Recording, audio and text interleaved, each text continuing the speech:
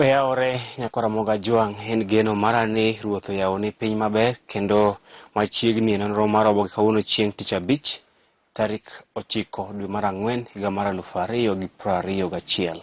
Marwaki e chenro ni en an Chris Owino. An kod oboke adek: Daily Nation, The Standard kaachiel kod The Star. Oboke mokwongo en oboke mar Daily Nation.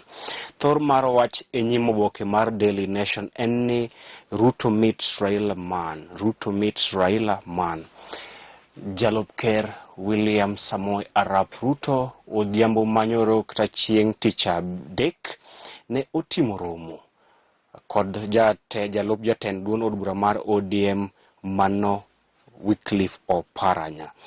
Jalup Ker William Ruto chieng' tich adek ne otimo romo kod jalup jatend duond od bura mar ODM mano Kakamega Governor Wycliffe Oparanya, kendo ne gitwak e weche mag siasa motelo ne yiero maduong' mabiro.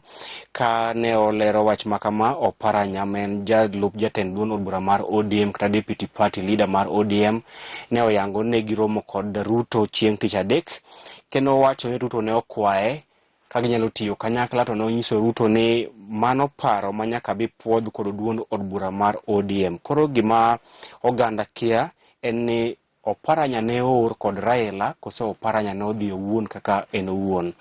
Mano ema gima pod oweyo jolony mag siasa kod jofwambo ka wan kamae ka wapenjore to dibed ni Raila ema no oro Oparanya mondo rom kod Ruto kose Ruto ne oromo aroma kod Oparanya kaka Oparanya kod Ruto kigen. Mano e thor mar wach e oboke mar Daily Nation. Ruto ne oromo kod Wycliffe Ambesa Oparanya mano gavana ma Kakamega, ma bende en jalup jatend duond od bura mar ODM chieng' tich adek, kama ne giloso ewi riwruok kata timo riwruok mar siasa motelo ne yiero maduong' mabiro. Kata kamano Oparanya ne onyiso Ruto ni ginyalo tiyo kanyakla mana kopo ni paro makamano obiyo puodh kod duond od bura mar ODM. Gino masani koro oseweyo jolony mag siasa kod penjo mathoth ni to dipo ni Raila ema ne oro Oparanya kose Oparanya nodhi adhiya kaka en owuon ka jasiasa ma pacho kae. Into oboke mar adek en lit kod kuyo ne jofwamb weche kalure kod tho mar nyadendi Betty Barasa mane jonjore ma ok ong'ere ne omonjo kendo onego e dalane mayudore e bomani maduong' man Nairobi chieng' tich adek. Iwacho ni jonjore ma ok ong'ere ne omonjo dala Betty Barasa. Betty Barasa en jafwambo mar od fwambo weche mar KBC, kendo ne omonje chieng' tich adek gotieno kod jonjore ma ok ong'ere. Bang'e to ne gikawe gitere e room moro e ode kama ne gichiele kod magina nyadiriyo, kendo obila pod dhi nyime kod timo nonro e gino mane omiyo jonjore gi onego mikae Betty Barasa mano jafwamb weche mar wang' liech mar KBC. Wakwayo obila mondo gidhi gitim piyo e nono gino mane omiyo mosenindo Betty Barasa oneg e yo ma ok ong'ere, kendo wakwayo ne anyuola ne hawi mar Ruoth Nyasaye oket chuny Betty Barasa mano jafwambo weche mar od fwambo weche mar KBC kamokwe. Ito oboke mar ang'wen nyaka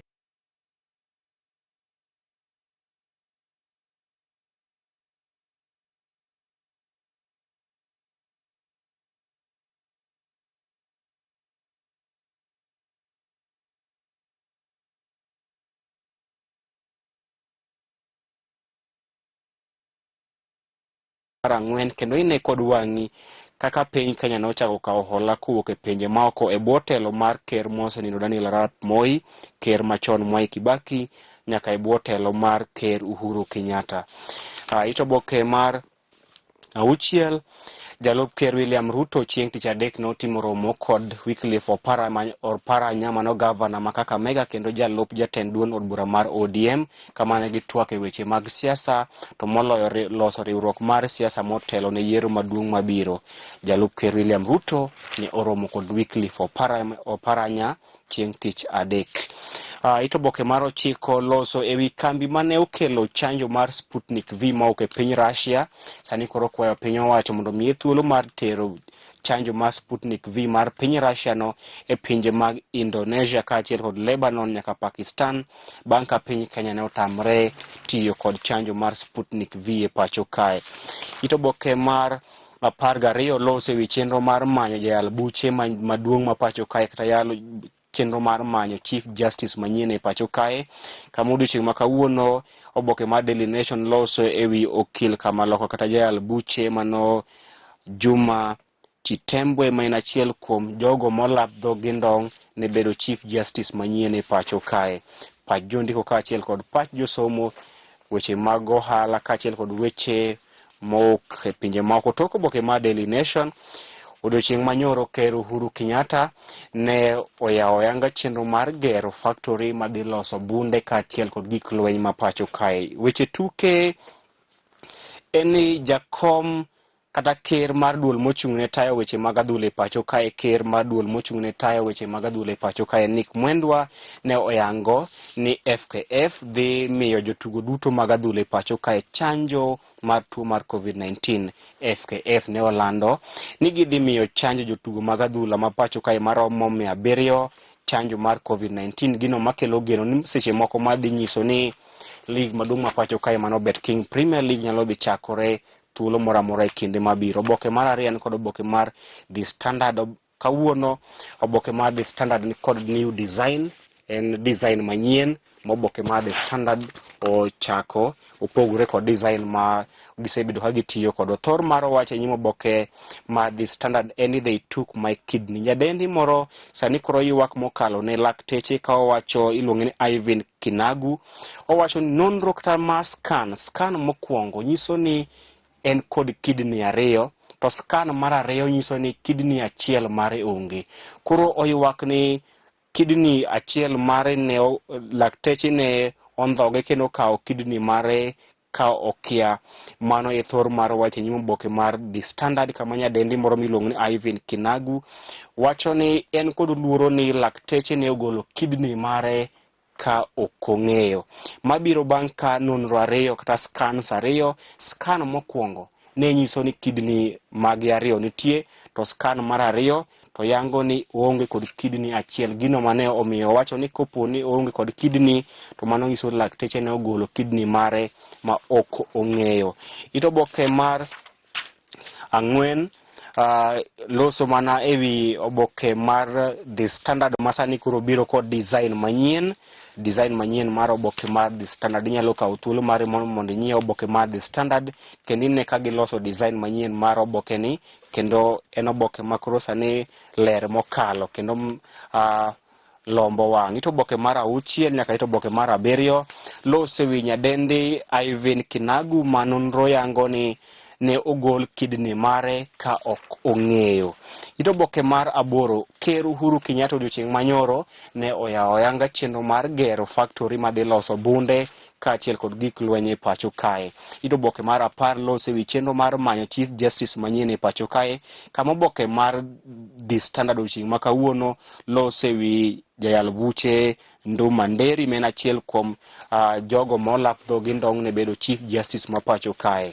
Tok oboke mar The Standard gin weche tuke, kama jatugo maduong' mar Liverpool mano Mo Salah owacho ni ne omor kod jatugo mar Gor Mahia Kenneth Muguna, kama no wacho ni Kenneth Muguna kod bright future e career mare ka jatugo mar adhula e pacho kae. Oboke mogik kod oboke mar The Star. Thor mar wache nyimo oboke mar The Star en SK Macharia in 1.2 billion shillings feud with grandson. En ni wuon kambi mar Royal Media Services mano SK Macharia iwacho ni sani koro kod ywarok mapek kod nyakware ewi estate manengo ne romo bilion 1.2. SK Macharia sani koro yware mapek kod nyakware moro ewi estate moro miwacho nengo ne romo bilion 1.2, ma kendo miyo SK Macharia kod nyakware ni okwinjre kendo ok gimuonyre olaw, ok gimodre pi. Oboke mar 3 loso ewi tho mar nyadendi Beatrice kata Betty Baraza, mano jafwamb weche mar KBC mane jonjore moko ng'ere onego chieng' tich adek. Oboke mar 4 nyaka oboke mar 5 lose e ywarok e kind SK Macharia kod nyakware kalure kod mwandu kata estate manengone romo bilion 1.2 masani koro kelo ywaruok e kind SK Macharia kod nyakware miluongo ni Adam Kamau. It oboke mar auchiel, Jalup Ker William Ruto ne otimo romo kod Wycliffe Ambassa Oparanya mano gavana ma Kakamega kendo jalup jatend duond bura mar ODM chieng' tich adek kama ne gitwak e weche mag siasa. Nyakwara mogi mano bene makelo e giko nonro mar oboke jumani ka ruoth oriti kendo rita to rom kendo chieng' wuok tich juma manyien. Ibed godiochieng' maber kaachiel kod weekend manyangafu. Nyinga Chris Owino.